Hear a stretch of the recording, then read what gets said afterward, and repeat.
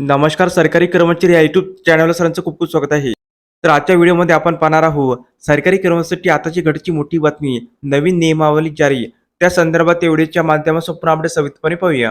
केंद्र सरकारकडून कर्मचारी कामाच्या वेळा, हजेरी रजा नियम या संदर्भात नवीन नियमावली जारी करण्यात आलेली आहे. सदर नियमावली पुढील प्रमाणे जाणून घेऊयात. कार्यालयीन वेळा, कर्मचारी आता यापुढे 15 मिनिटांपर्यंत उशीर ग्राह्य धरण्यात येईल. त्यानंतर अर्धा दिवस रजा टाकण्यात येईल, कारण सतत उशिरा येणाऱ्या कर्मचाऱ्याच्या तवी यामुळे बंद होणार असल्याचे नमूद करण्यात आलेले आहे. तर नेहमी उशिरा येणाऱ्यावर कारवाई देखील करण्याची तरतूद करण्यात आलेली आहे. कर्मचाऱ्याची हजेरी, यापुढे आता केंद्र सरकारच्या सर्व आस्थापनेवरील कर्मचाऱ्याची बायोमेट्रिक पद्धतीने हजेरी घेण्यात येणार आहे. तर सदर नोंद ही डिजिटल पद्धतीने नोंदविण्यात येणार आहे. रजा नियम, जर गैरहजर प्रसंगी संबंधित कार्यालय प्रमुखास कळविणे आवश्यक असेल तर आपत्कालीन स्थितीमध्ये औपचारिक रजाकरिता आवेदन सादर करणे बंधनकारक असणार आहे. तर रजेच्या कारणाची नोंद ठेवणे आवश्यक असणार आहे.